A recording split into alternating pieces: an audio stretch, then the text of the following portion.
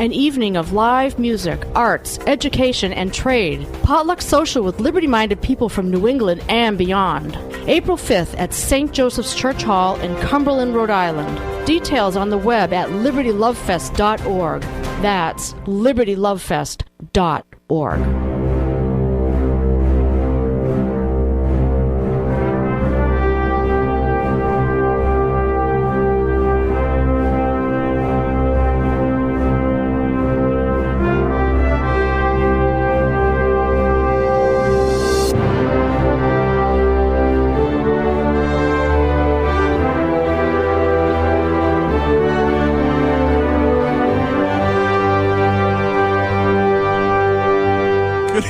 My name is Tony Jones, and you are tuned in to The Coalition, where we discuss all sides of local, regional, and national news, politics, and current events online at coalitionradio.us. My old pals are here. Chris, good evening. Good evening, Tony. The PO taxpayer is here, extra PO'd.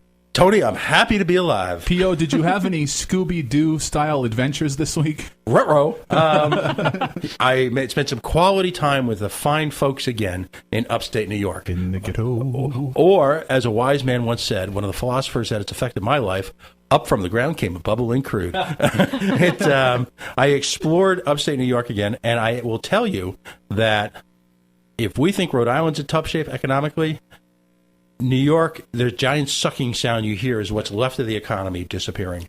I spend a lot of time on the road, Tony, and a lot of time, you see those travel commercials where the dude is, he's in Hong Kong and he's in the sleeper seat on Air Nissan or whatever, and then he's flying to London, and then after that he's got a meeting in L.A., and then he meets his wife down in Mexico for 2 weeks. My life is just like that, except I'm going from Lawrence, Massachusetts to CF to Philly to Rochester. So, and usually it involves a Trailways or a Greyhound bus at some point. You told me earlier this week that you were going from Detroit to Philadelphia, and I rubbed in a little. I said, well, I'm going from East Greenwich to West Warwick. Right. and there's an economic statement in there somewhere. Yes, there is. All right, but to Rhode Island, there's a temporal equivalent. But no, Tony. Westerly to Woonsocket. I woke up this morning and I said, wow, of all the life choices I made this year and in the last 53 years of my existence, moving to Little Rhodey. Wait a minute, you're that old? I'm that old. Wow. And wow, you are old enough to be my father. I thought we were closer in age. Young Skywalker, you are my son. Well, I mean, we have the same force, right? Did you happen to be a mailman in the early 80s? That would explain a lot. We are part of the same force. We have the same taste in music. Okay. Not so much, but wieners are a major part of our life. No comment. And to you and I, when we say all the way, it has a different connotation from most guys. Okay? And both of us, unlike our other two in-studio guests, who happily made it up 5 flights of stairs, you and I, we started at noontime to get up 5 flights of stairs today. I saw a bivouac down on the second floor. I was wondering what that was all about. There's a little campfire there for when we head down again. Where are the heart paddles? That's what I want to know. Yes, the world of radio is not unlike the world of entertainment or restaurant, the business. It is really, really glamorous. Right, and tell you. There's an eclectic set of standards that are applied to the workplace environment in all those above. And the last week or so, first of all, I want to thank our guest and partner in crime here, Dave Fisher, after a slight absence, coming back tonight and jumping in and filling in because due to some wardrobe malfunctions, we are unable to, other than do a rope climb, get up here to the bunker on the 5th floor. Like I mentioned last week, and like I mentioned last night on the Tony Jones Show, you really know when you're out of shape. When you need a break, you get winded going down the stairs. I stopped at the 3rd floor. Well, like the old parable of the camel whose rider asked him, would you rather climb uphill or go downhill? And he said, I'd rather walk on flat ground. Right. Well, instead of certain types of tossing, we're going to have host tossing later on to get down to us. But it's been an adventurous week out in the world. Lots of things have happened here in Rhode Island and abroad, in Connecticut and New York. What was it this week? In major news, we were treated to the great haircut scandal, where a woman in daycare had her child's hair cut and has now invoked attorneys and invoked the Rhode Island legal system. That's all that matters in Rhode Island, right? Anything else going on right now? Pension crisis. Oh, people are still ticked off about calamari. Okay, all right. People will always be ticked off about calamari. But this week... Oh, there was this fascinating quiz that apparently was done on the participants of the Leadership Rhode Island panel, which includes several of our mayoral candidates. Oh, do tell. And quite a few of the gubernatorial candidates. And that's actually what I meant. If you go to my personal Facebook, I eloquently referred to that as something I can't say over the air, but it involves people standing in a circle, once again. That just not firing squad.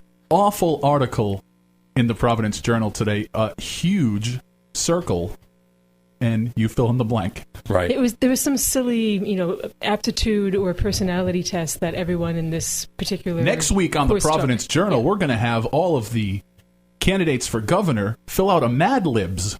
That's what journalism in Rhode Island has come down to. I want to know their astrology sign. well, Chris, and then I want to do a tarot reading for each of them. Get Myrna Lamb in on that. Yeah. Well, no. One of Well, the best part, and I was sorry you didn't see this. I think there were only 4 candidates for governor involved in this. Right. And the 2 that were not in this particular setting were asked. Gina Raimondo and Todd Giroux were asked to take the test and report back. And Ms. Raimondo's campaign declined. Because of the high level that she's trying to articulate in a campaign format? I think she was busy making meatloaf. Oh, okay. The pot roast panderer. Which, by the way, the mainstream media has latched on to P.O. Taxpayer in this breaking story of pot roast. Well, I'm doing whatever I can to ruin lives, create agony, sarcasm, cynicism, and chaos. And I want Gina to know that I'm here for her. Any missteps, I'm there to take the picture. But so what were some of the questions? What? They didn't reveal the questions, actually, but I think we can go to the Gallup website and take a similar test ourselves. But the outcome of the test were, what are the 5 dimensions that are most prominent in your personality? And it had to do with, whether you're a collaborator or It was basically like an employer's self-evaluation for an employee. If you had to pick one strength that you think is your, and they were, were they self-evaluations? I believe that they were, they gave you a list of these, 10 personality traits, and you had to pick the one that you thought was most applicable that doesn't really to yourself. Count. If you have to actually take a test and you don't know what the outcome is going to be, that makes a little more sense. Right. I'm going to have to research this later. Well, ultimately, I guess the Providence Journal asked the question, and I guess Mr. Fitzpatrick, do you want a governor whose main strength is being analytical? How about a learner? Or perhaps a futuristic candidate?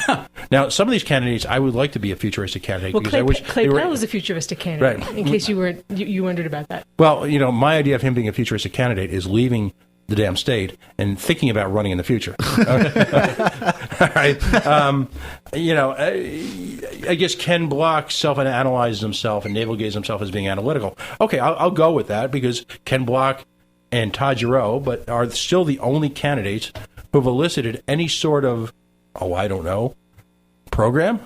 Go figure. Fung, he says supposedly that he's a learner. Great, on-the-job training. Well, we want people who do learn.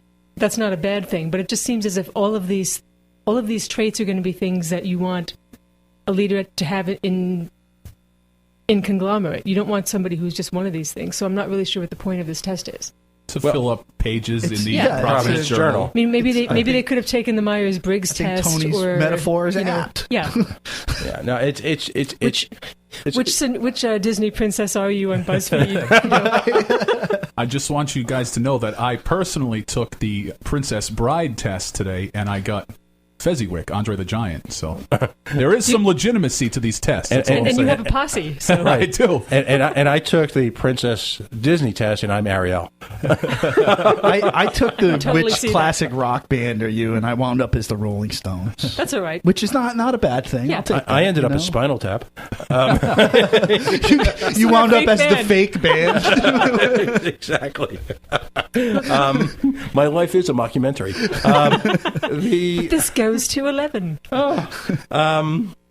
Yeah. So listen, sleep tight, Rhode Island. There's nothing to worry about. I often encourage people to find out new ways to burn this village so that someday we can save it. You don't even have to try at this point. I can't imagine any one of the major candidates. And I hasten to exempt my friend Todd Giroux from that because I think he's a major league guy. But if you look at what the media has deigned to be those who matter, the Block, the Raimondi, and Fung. We got to throw Tavares in there too. He's all right. Even though he's done a bang up job with Providence, picture any of them as governor right now, and if you expect any different results from what you've got here, then you're insane. There's nothing going to happen. There's nothing going to change. These folks are all, with the exception of Mr. Block, these people are all. The old line that I use is these people are not trying to help people get lives; they're trying to get one themselves. They're not trying to actually grow the state. It's all about creating a future for themselves and their coat hangers, carry-ons, and hangers-ons. It's pathetic. Is it too late for the four of us to run? Yeah. I could use a life. Well, in the ride over here, Dave and I were chatting today, and we talk about, folks, if you ever have heard of something called the Peter Principle, that's where someone rises to the level of their own incompetence. And we have, in this state, a guy named Charlie Fogarty, who is the living, breathing example of that. Department of Administration? No, that's Department of Labor and Training. Okay, yep. So here's a guy who has actually never held a job in the dreaded private sector. And yet he's been hired to run. And after, being lieutenant governor, which qualifies you for nothing other than the ability to fog up a mirror, here's a guy who now is going to run the Department of Labor and Training. There are two functions to the Department of Labor and Training. People associate it with helping the employment situation. That's really not true. That person's job is to administer the efficient deportment, if you will, of the unemployment compensation fund, and B, to accurately report the unemployment rate. Is it fair to say he's been an abject failure on every single level, on everything he's done? Sure. And I would add that there's a failure in reaching out to employees who may or may not feel like they've been treated fairly by their employer. I believe that's a function of the Department of Labor and Training as well. Mm-hmm. Abuses continue to go on in the workplace. Everybody knows that. Right. Places have failing elevators that are not ADA compliant for their, their employees. No handicap access. Certainly some issue could be taken up with that. Yeah. And just, like you were saying about the radio and restaurant industry, there's that overwhelming attitude from many employers that's basically, well, if you don't like it, you can leave. Yeah, don't let the door hit you in the and people feel like that they get trapped in a situation. Somebody who's you get forced into this idea that just be thankful that you have a job, right? And that is one of the functions of the Rhode Island malaise.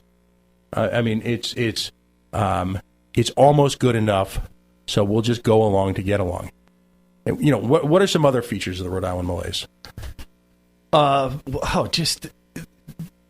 I think part of the problem with the Rhode Island, the quote Rhode Island malaise is there's this idea that, and this is true of all politics. I think we see it a little bit clearer in Rhode Island because we're such a small state, and we see what happens in Westerly and what happens in Woonsocket and Providence. But part of the problem with politics to me is when somebody comes up with a new idea or something that may be a departure from the status quo or the way that we've always done things, you immediately have 100 people that'll stand up and tell you why that'll never work. Right. Mm-hmm.